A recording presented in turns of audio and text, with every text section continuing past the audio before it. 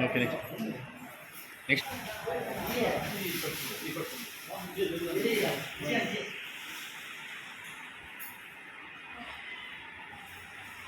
Good.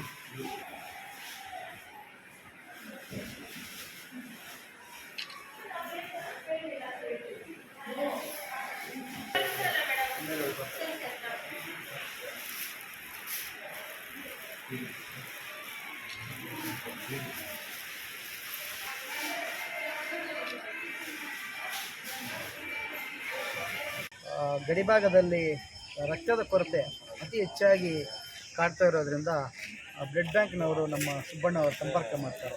Sir, ನಿಮ್ಮ ಭಾಗಕ್ಕೆ ರಕ್ತ ಜಾಸ್ತಿ ಏನು ಅನಾರೋಗ್ಯ ಪೀಡಿತರಿಗೆ ಅವಶ್ಯಕತೆ ಇದೆ, ಹಾಗಾಗಿ ನೀವೊಂದು ಬ್ಲಡ್ ಕ್ಯಾಂಪ್ ಮಾಡಬೇಕು ಅಂತೇಳಿ ಹೇಳಿದಾಗ ತಕ್ಷಣ ಅವರು ಆಯಿತು, ನನ್ನ ಹುಟ್ಟುಹಬ್ಬ ಇದೆ, ನಮ್ಮೆಲ್ಲ ಮುಖಂಡರು ಈಗಾಗಲೇ ಅದನ್ನು ಚರ್ಚೆ ಮಾಡಿ ರಕ್ತದಾನ ಶಿಬಿರ ಮಾಡಬೇಕು ಅಂತೇಳಿ ಸುಮಾರು 1000 ಗಡಿಭಾಗ ಆದರೂ ಸಹ 1800 ಜನ ಬಂದು ಇವತ್ತು ಅವ್ರ ಹುಟ್ಟುಹಬ್ಬಕ್ಕೆ ರಕ್ತದಾನವನ್ನು ಮಾಡಿದ್ದಾರೆ.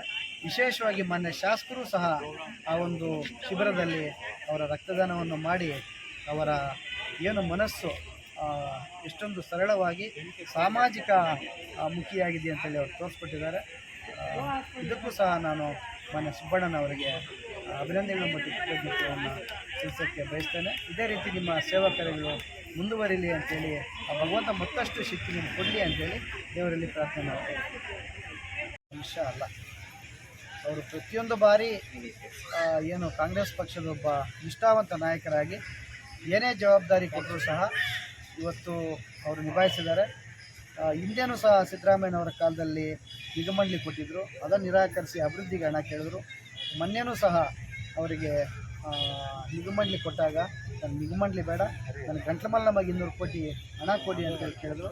ಹಾಗಾಗಿ ಮಂತ್ರಿ ಸ್ಥಾನಕ್ಕೆ ಆಸೆ ಪಟ್ಟವರೆಲ್ಲ ಆಪರೇಷನ್ ಕಮಲದಲ್ಲಿ ಅವರ ಹೆಸರು ತೇಲಿ ಬಂದರೂ ಸಹ ಪಕ್ಷನಿಷ್ಠೆಯಿಂದ ಇವತ್ತು ಒಬ್ಬ ಕಾಂಗ್ರೆಸ್ ಕಟ್ಟಾಳು ಆಗಿ ನಿಂತಿದ್ದಾರೆ. ಮುಂದಿನ ದಿನಗಳಲ್ಲಿ ಯಾವುದೇ ಹುದ್ದೆ ಕೊಟ್ಟರು ಸಹ ಸುಬ್ಬಣ್ಣನವರಿಗೆ ನಿಭಾಯಿಸುವಂಥ ಒಂದು ಶಕ್ತಿ ತಾಕತ್ತು ಅವರಿಗಿದೆ ಅಂತೇಳಿ ಹೇಳಕ್ಕೆ ಬಯಸ್ತೇನೆ.